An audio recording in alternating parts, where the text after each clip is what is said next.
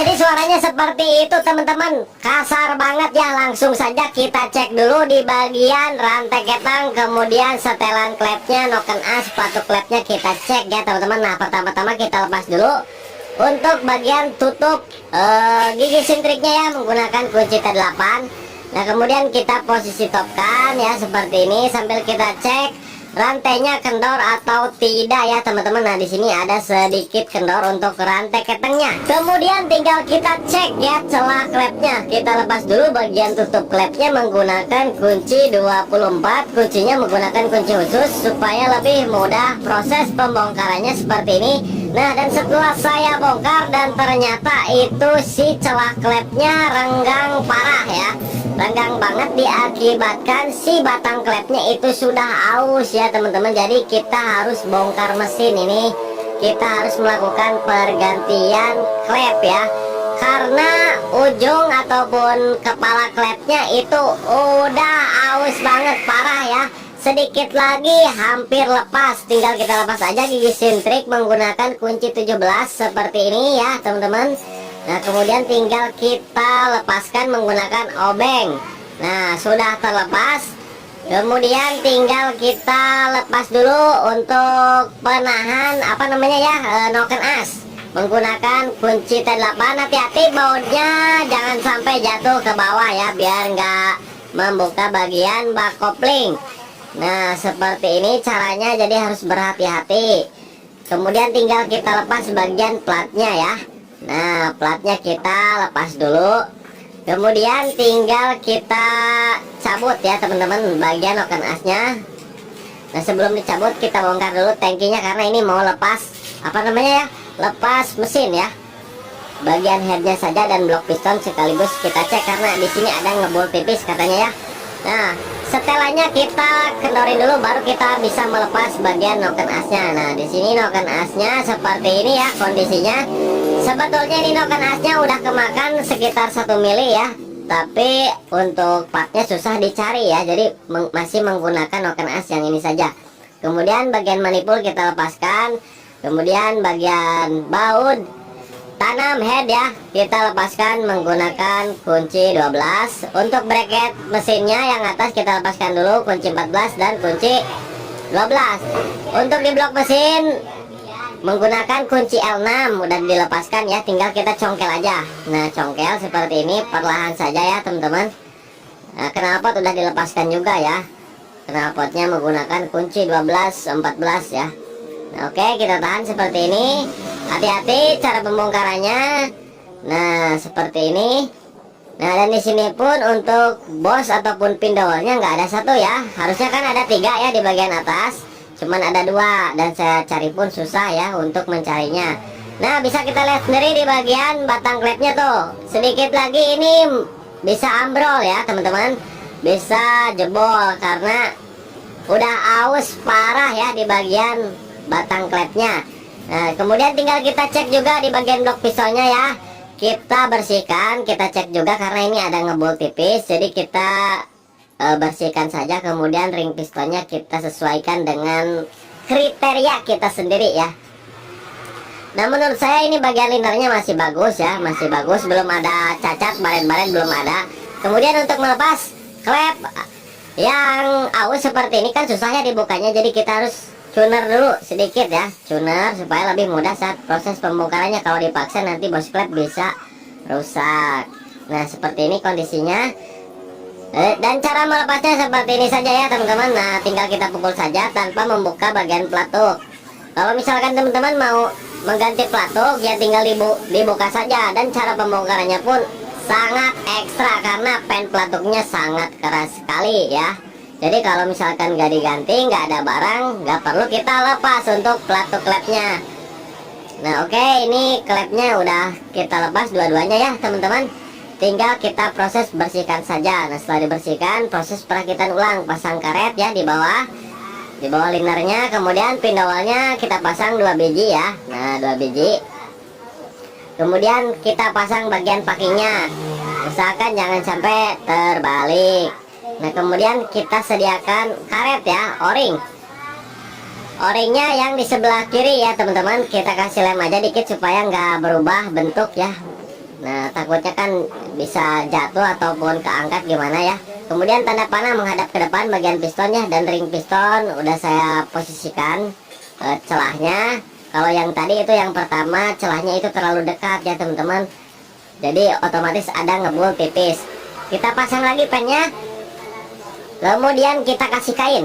Kasih kain supaya apa? Supaya saat pemasangan speed takutnya loncat ya, takut loncat, jadi kita jaga-jaga ya. Nah, kita gunakan obeng min kecil, kita pasang bagian penguncinya. Nah, oke, ini udah terpasang, tinggal kita sesuaikan lagi bagian ring pistonnya, jangan sampai berubah lagi. Kita kasih oli ya. Nah, kasih oli supaya lebih mudah proses pemasukannya dan si ring piston bisa diam. Kemudian tinggal kita pasang ya bagian blok pistonnya seperti ini.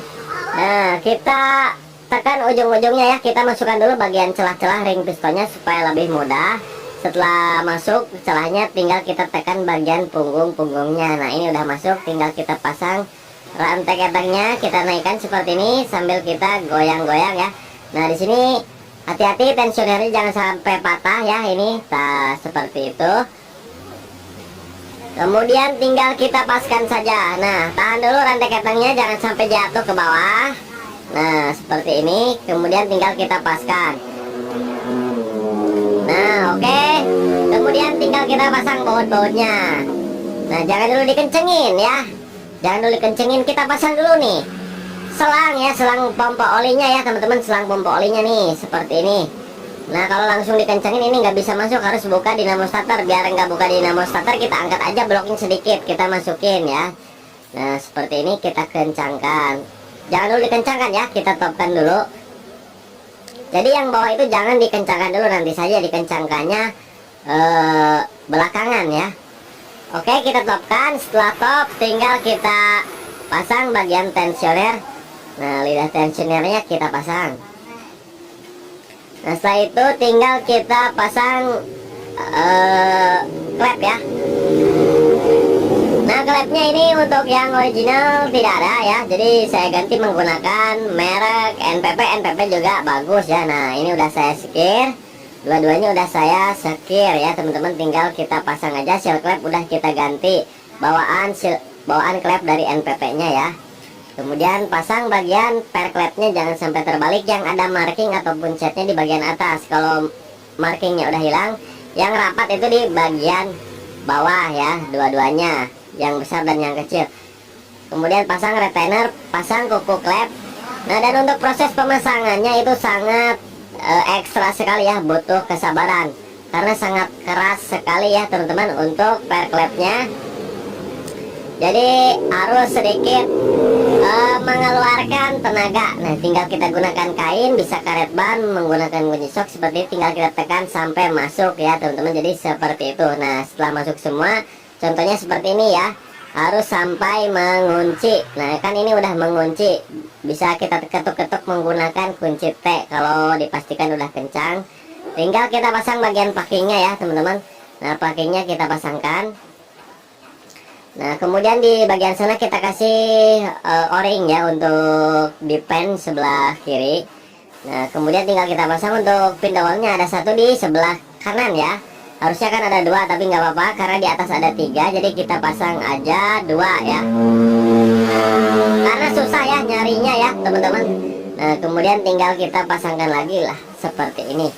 Nah, kemudian tinggal kita tekan-tekan saja. Apabila keras itu karena pin dowelnya itu berkarat ya. Nah, tinggal kita pukul aja menggunakan palu karet sampai benar-benar pas. Nah, kemudian tinggal kita pasangkan baut-bautnya. Nah, dan di baut-bautnya itu ada ring tembaga ya. Ring tembaganya 4 biji. Nah, kita pasangkan aja. Kemudian kita kencangkannya bertahap ya. Kita ratakan dulu, jangan langsung dikencangkan satu-satu ya. Nah, kemudian baut L6 nya kita pasang di bagian blok mesin. Nah, setelah rata, kita kencangkan dulu yang atas ya. Nah, saya torsi di angka 25 Nm.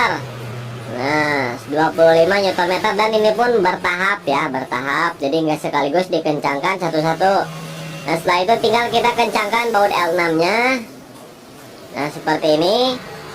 Kemudian tinggal kita proses pengetopan, kita pasang bagian noken as, kita cek dulu titiknya, kita buka di bagian bak magnet seperti ini menggunakan obeng ya. Nah di sini ada tanda T ya. Nah, tanda T harus pas di garis yang ada di blok magnetnya, harus pas di tengah-tengahnya. Tinggal kita pasang noken as. Nah kita pasang noken as sudah. Kemudian tinggal kita pasang bagian platnya. Dan harus berhati-hati ya saat proses pemasangan bautnya supaya tidak jatuh. Karena saya juga pernah pengalaman ya jatuh ke bawah, jadinya harus bongkar banyak, jadi waktunya terkuras habis. Oke, kemudian tinggal kita pasang bagian gigi sintriknya seperti ini. Nah, usahakan yang ada garisnya itu menghadap ke garis yang ada di atas ya, harus lurus ke atas. Nah, tinggal kita geser-geser aja seperti ini, dan ini udah lurus. Nah, setelah lurus seperti ini, nanti tinggal kita pasang bautnya dan ringnya ya. Kemudian kita kencangkan dulu blok yang bagian bawah menggunakan kunci L5. Tinggal kita pasang ring besar ya teman-teman. Kemudian murnya, kemudian tinggal kita kencangkan saja. Nah sebelum kita kencangkan, kita pasang dulu penekan tensionernya, klepnya di selah ya. Untuk pokoknya tinggal setel klep tadi ya, pasang penekan tensioner, kemudian pasang tutupnya seperti ini. Dan untuk celah klepnya yang in saya setel di 0,10, yang X di 0,15 untuk mempercepat waktu ya, karena durasinya terlalu panjang ini. Nah setelah dipasang knalpot, setelah saya hidupkan, oli sudah naik lancar ya, dan suaranya beda dengan yang awal ya teman-teman, tidak kasar. Kalau yang awal itu kan kasar banget. Kalau sekarang kan udah mendingan ya diganti klepnya saja. Oke, jadi seperti itulah teman-teman untuk tutorial bongkarnya. Mudah-mudahan video ini bisa bermanfaat.